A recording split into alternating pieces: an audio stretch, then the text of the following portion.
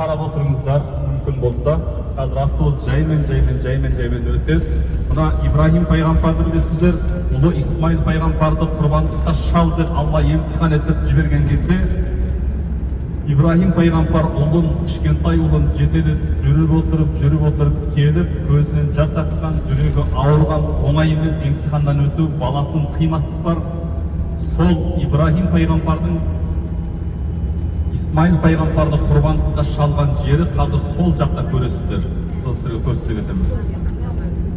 Ибрахим пайғамбар сондай үлкен бір емтиханнан өтіп, соңында көз жасы жібермей тұрады. Исмаил пайғамбар әкесіне қарап, "Ей әке," дейді, "сені пайғамбар қылып жіберген Аллаға ант етейін," дейді. "Құдайың саған, жаратушың саған нені әмір етсе, соны жаса" деп айтады ғой. Қараңыздар. Бір ұлдың әкеге айтқан сөзі. Қандай бір үлкен бір емтихан. Сол жер, осы таудың қазір сол жағында белгіленіп тұр. Мен сіздерге қазір көрсетемін, көпірдің астынан өтіп алайық. Ибрахим пайғамбар бисмиллахи Аллаху акбар деп пышағымен ұлын құрбандыққа шалмақшы болған кезде, сол сәтте пышағы өтпейді, 2 рет тартады, 3 рет тартады. Соңында Алла тағала емтиханын қабыл етіп көктен қошқар түскен. Анау сол жақта таудың үстінде бір ақ бейіт сияқты бір салынған. Дәл сол жерде Исмаил пайғамбарды құрбандыққа шалған жер. Ибрахим пайғамбардың. Қайсы? Шuraya. Ана сол жақта тауды қарасаңыздар, таудың үстінде бір кішкене зират сияқты бір ақ белгілеп қойған нәрсе тұр. Алдымыздағы ма? Сол жақта, сол жақтарыңыз қараңыздар. Сол жер, сол жер. Сол таудың үстінде, бұл тауға Хижр Исмаил деп аталады.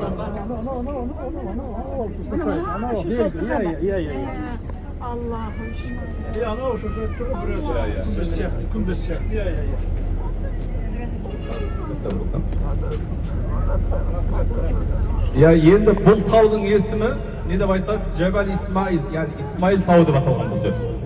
Сол Исмаил пайғамбарды құрбандыққа шалған жер Ибрахим пайғамбардың дәл осы жерде оқиға болған. Көктен қошқардың түскен жерде осы жер. Сол күннен бастап адамзатқа құрбандыққа қошқар шалу, жалпы 5 түлік малды шалу, сол кезде 4 түлік малды шалу сол кезде парыз болған. Сол кезден бастап біз құрбандыққа қой шаламыз. Ал енді ары қарай сөзімді жалғастырайын. Мына оң жақтарыңызды қарап отырсаңыздар, Мина жазығына кетіп баратырмыз. Бұл өте үлкен бір алқап, үлкен қажылықта қажыларымыз әппақ киіммен осы Минада шай тамақтарын ішіп, арасында ұйықтап, демалып, дәреттерін алып кеп, ғибадаттарын жасап, қажылықтарын толығымен атқаратын жерлердің бірі осы Мина жазығы. Алла тағала баршамызға, сіздерге, барлығымызға осы үлкен қажылыққа кетуді нәсіп етсін. Ал енді осы оң жаққа қарап отырсаңыздар, жаңағы Әбрахан айтып кеттім мен сіздерге. Хабашты Йемен жақтың патшасын. Сол көптеген тілдермен, мыңдаған әскермен Қағбаны құлатам дейді ғой. Менің салған ғибадатқанына неге келмейді бұлар? Мені Қағбаны құлатып тастаймын, сосын адамдардың баратын жер жоқ, мәжбүр Йеменге келеді. Йеменге келіп, менің ғибадатқанына құлшылық қылады бұлар дейді. Осылайша жүріп сол Әбраханың келген жақтан, ол оң жақтарыңыздағы таулардың ар жағынан келген. Келіп осы тура Мина жеріне келген кезде тілдерінің алдына қойып, әскерлерінің артына қойып, Меккенің әкімі сол кезде пайғамбарымыздың атасы Абдул-Мутталибке хабар жібереді. Енді мына көпірді айланып тұрмыз, оң жақтарыңыз барлығы шатырлар, сол жақтарыңызға қараңыздар, ана жерде 3 үлкен колонна тұр. Бұл жамарат, шайтанға тастап тұратын орын, соның ар жағы осып береді. Үлкен шайтан, ортаншы, кіші шайтан деп есептеледі. Сол жақтарыңыздағы үлкен колонна тұр ғой, сол жақта шайтан, жамарат. Анау көпір сияқты ма? Көпір сияқты. Содан біз өтеміз, ары қарай жүріп барып, шайтанға тастақтыру оқиғасы осы жақта. Енді оң жақтарыңызға қарасаңыздар, мынау жазықтың бәрінде шатырлар, мыңдаған, 100 мыңдаған шатырлар осы жерде. Қажыларымыз кондиционердің астында салқын жерде шай тамақтарын ішіп, үлкен қашықта болатын оқиғалар бәрі. Бұл Мина деп айтылады. Бізден жеткізеді екен, иншалла. Қалай, шатырлар нұр ма Минаның? Ал енді осы жерде мынау қазір көрсете алмай қалдым. Мына Жамаратқа жақын осы Мина жерінде Хайф мешіт деген мешіт бар. Мәсжид Хайф деп аталады. Жаңағы Ибрахим пайғамбар, Исмаил пайғамбарды, құрметті қажылар, Исмаил пайғамбарды құрбандыққа шалғанда келатқан кезде оңай емес қой енді баласын құрбандыққа шал деген. Сәл жүрегінде қорқыныш пайда болған екен. Баламды құрбандыққа шала алам ба, шала алмайын ба деп кішкене қорқыныш болған жерінен сол жерге мешіт салынған. Сол жерге Хайф мешіті, яғни қорқу мешіті деген мешіт салынған. Ибрахим пайғамбар заманынан бері бар. Сол Хайф мешітінде көптеген пайғамбарлар жерленген. Пайғамбарлар сол жерде ихрам киіп намаз оқыған. Біздің пайғамбарымыз Мұхаммед алейхиссалам да Хайф мешітінде намаз оқыған. Ол жерде Құббетул Әмбия деп атаған пайғамбарымыз. Бұл жердің күмбезі пайғамбарлардың күмбезі деп атаған. Неге десеңіз, сол жерде кейбір тарихтарда 73 пайғамбар жерленген деп аталады. 73 пайғамбар. Құббетул Әмбияның Хайф мешіті осы Минада орналасқан. Иншалла үлкен қажылықта әр жерде болады, бірақ кейде намаз оқуға мүмкіндік болды жақтардан. Ал осылайша жаңағы Әбраха келіп Абдул-Мутталибқа сол кезде хабар берген, мен сенің түйелеріңді алып қойдым. Егер түйелерің керек болса, кел деп Абдул-Мутталиб қасына бір адам алып барады. Бірақ Мекке қаласының халқы қорқады. Йеменнің үлкен әскері келді. Тілмен кепті, ертең кеп Мекке қаласын қалқандайды деп сол кезде Мекке халқы тау тастарға ақырын қаша бастайды. Абдул-Мутталиб барып Әбрахамен жолыққан кезде айтады, түйелерің керек па дейді. Я, түйелердің иесі менмін. Ертең сенің жасаған ана қағымды құлатамын дейді. Мен осындай мақсатпен келдім дегенде Абдул-Мутталибтің сөзі мынандай болады. Ей Әбраха дейді, түйелердің иесі менмін дейді. Оны қайтарып бере сал дейді. Ал Қағбада ешқандай бір менің жұмысым жоқ, оның иесі Алла тағала, бұл өзі қорғайды дейді. Осылайша түйелерін алып кетеді, Әбраха таң қалады. Қалай өзінің қаласының ішіндегі қасиетті Қағбаға қалай өзі ие бола алмайды деп.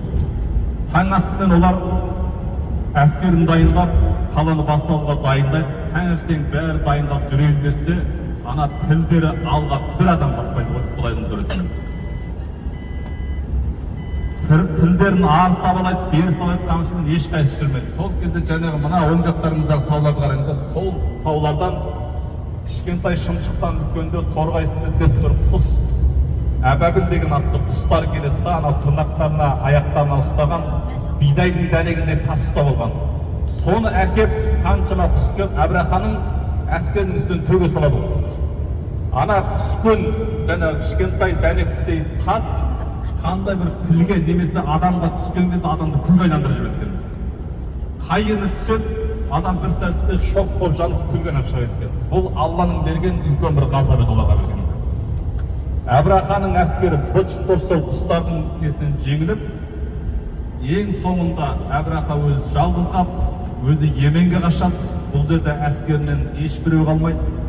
Қашып отырып Йеменге барып өзінің сарайына кірген кезде артынан еріп келген бір түйір Әбәбіл құсы анау Әбраха келіп жағдайды халқына, уәзірлеріне, сол кездегі сарайдағыларға түсіндіріп айтып бола бергендегі Әбәбіл құсы келіп ана шоқты тастайды. Сол жерден Әбрахадан құтылған болып жеңіледі. Осы оқиға болғаннан кейін, бұл көптеген тарихтарда бұл шынайы оқиға болғаннан кейін, осы күнге дейін одан кейін қасиетті Қағбаға бірде-бір дінсіз адамның соғыс ашқысы келген ой болмаған. Өйткені қасиетті Қағбаға кім соғыс ашады, ол хәлак болады, Алланың азабына ұшырайды. Қараңыздар.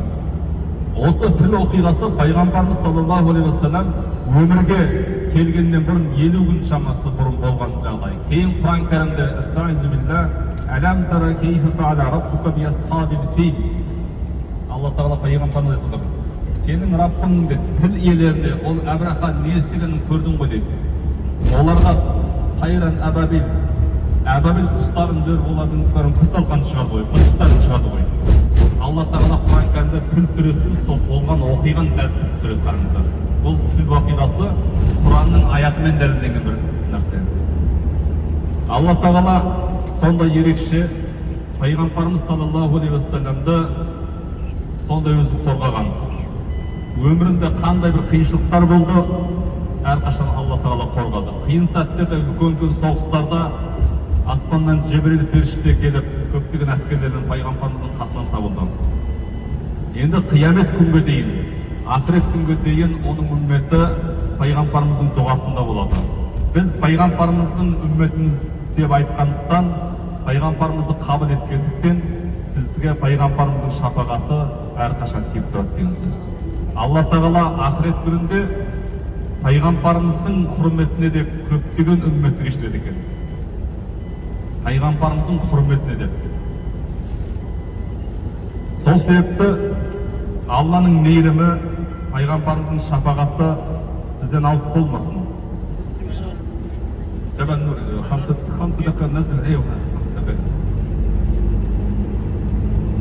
Ал енді құрметті қаждар, жаңа көрдіңіздер, Хижр Исмаил пайғамбардың тауы, Мүздалифені, Жамаратты, Минаны көріп, қысқаша тарихымен таныстыңыздар. Енді бүгінгі соңғы келген зиярат экскурсия жасайтын орнымыз қасиетті Жабал Нұр тауы. Нұр тауы неге нұр деп аталды? Білесіздер, пайғамбарымыз саллаллаху алейхи уассалам Меккеде өзі өмір сүрді, бірақ 38-39 жасына келген кезде мына пайғамбарлықтың қасиетті ақырын қона бастаған екен. Тіпті пайғамбарлықтың энергиясы сондай үлкен, мына Мекке қаласына сыймай кетті өзі. Әр жүрет мынау адамдарға таң қалады, мынау бір нәрсе бастады, энергиясының күшейеді, бірақ үйге шыдай алмайды. Ең соңында мына Меккелік маңайындағы тауларға шығып кеткен. Сол жерлерге барып, осы Нұр тауына келіп, Нұр тауының үстінде бір үңгір бар, сол жерге отырып, Алланың барлығын бірлігін, Алланың құдіретін ақырын ойлана береді. 38-39 жасында. Үйінен кетіп қалады, бірақ Хадижа анамыз пайғамбарымыздың қайда отыратынын біледі.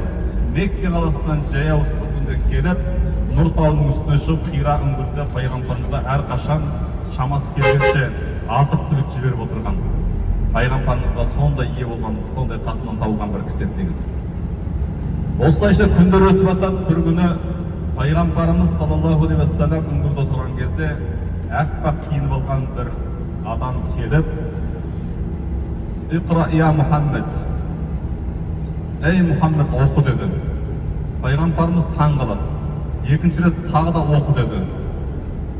Үшінші рет пайғамбарымызды қатты қысып жібереді. Пайғамбарымыз сол кезде нені оқиын деді. Артынан Жебірейіл періште «Истаиз билла, иқра бисми раббикаллази халақ, халақал инсана мин алақ, иқра ва раббукал акрам, аллази аллама бил қалам, алламал инсана ма лам я'лам» деген Алақ сүресінің алғашқы 5 аят түскен. Енді оң жақтарыңыздан алдыңғы жақта биік шыңды көріп тұрсыздар ғой. Бұл Нұр тауы, Хира үңгірі дәл соның үстінде орналасқан. Көресіздер, мынандай үлкен биік шыңның басына пайғамбарымыз саллаллаху алейхи уассалам үстіне шығып, сол жерде Құранның аяты түсіп, пайғамбарлықтың дарыған бір жері түсіп. Қазір Құдай қаласа түсіп, бір 5 минуттай сол жерге суретке түсірген, дала өте ысты. Сол жерден кішкене түсіндіріп жіберейін, немесе қазір былай істейік. Осы автобустан түсіндіре берейін, түсіп фотоға түсіп аласыздар. Осылайша құрметті қажылар, қараңыздар.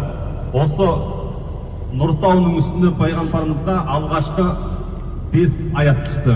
Пайғамбарымыз саллаллаху алейхи вассалам қатты қорқып, қалшылдап, ойлап көріңіз. Еш өмірінде көрмеген бір әппақ киінген бір жас жігіт адам келді, адам бейнесінде пайғамбарымызға 5 аят оқыды. Пайғамбарымыз содан таудан түсе салып, үйіне дейін барып, қалшылдап барады да үйіне қатты қорыққандан Хадижа анамызға: «Ей Хадижа, мені орап бүркеп тасташы» дейді. Сондай бір қорыққан Хадижа анамыз көрген. Түспей тұра тұрыңыздар, мен бітіріп алайын. Кейін пайғамбарымыз бүркеніп қалшылдап кезде Жебірейіл періште қайтадан келіп: «Я айюхал муддаттир», Құранның Муддассир сүресі сөйледі. «Ей бүркеніп жатқан бүркенуші, тұр» дейді. «Я айюхал муддассир», ей бүркеніп жатқан бүркенуші, орнынан тұр, Алла Тағаланың бірлігін, таухидты, Алланың барлығын халыққа түсіндір дейді. Қараңыздар, екінші аят үйінде келіп түседі. ең сондай бір қиын сәттерде қасынан табылып исламды қабылдаған кісі кім? Хадижа анамыз болады. Айтады: ей Алланың сүйікті құлы, сен не айтсаң мен соған істеймін дейді. Осылайша алғашқы пайғамбарлық 40 жасында келіп, сол 40 жасында осы Нұр тауының үстіндегі Хира үңгірінде отырған кезде жаңағы айтқан 5 аят түсті. Осылайша бұл тау сол күннен бастап Жабал Нұр, Нұр тауы деп аталып кеткен. Одан біздің айтқанда Хира тауы дейді, Хира үңгір деп аталады негізінде. Бұл жерде бұрын жаңағы Сәуір тауы сияқты еді. Бірақ кейін мына Саудияның корольдығы, енді Алла разы болсын, өте әдемілеп күреп жасап, астына анау кафелер, тамақтанатын жерлер, саябақтар салып, жақсылап жөндеп қойған. Енді бұлған қай кезде шығамыз деп ойлауларыңыз мүмкін. Бұл біздің негіз қазіргі біздің жатқан Разана қонақ үйіне өте жақын орналасқан бұл. Қонақ үйдің алдынан Жабал Нұр деп тауға шығамыз деп таксиге отырсаңыздар, бір жағы бір 20 риал ғана алады, 10 риал алады, 20 риал алады. Тауға шығып келгеннен қайта қонақ үйге дейін 15-20 риалдан апарып тастайды. Осы жердің келгеннен кейін оған екінті уақыттан кейін шығуға болады, немесе таң намаздан кейін шығуға болады. Мына таудың ана шыңның басына шыққанға шейін біраз күш қуат керек болады. Әсіресе жастар бос уақыттарға шығуға болады.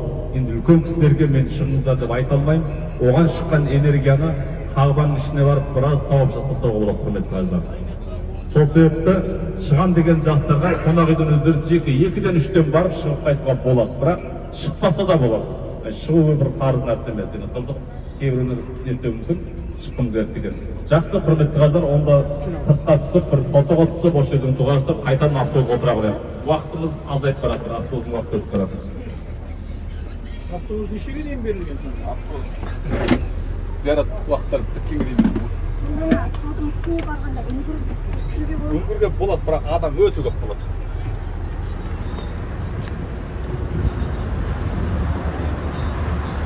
Нұр тауы, Хира үңгірі. Біздің алғашқы ғана айтқан анақсыға түскен.